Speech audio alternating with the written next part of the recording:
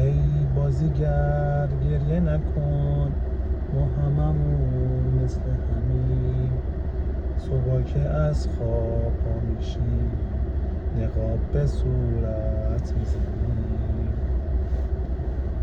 یکی معلم میشه و یکی میشه خونه به دوش، یکی ترانه ساز میشه، یکی میشه غزل فروش. کنه نقاب زندگی تا شب رو صورتهای ماست، گریه های پشت نقاب مثل همیشه بی صداست.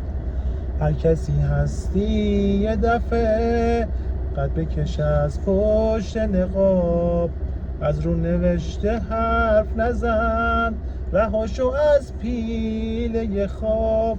نقش یک دریچه رو میله قفس بکش، برای یک بار که شده جای خودت نفس بکش. کاشکی میشد تو زندگی ما خودمون باشیم و پس تنها برای یک نگاه، حتی برای یک نفس.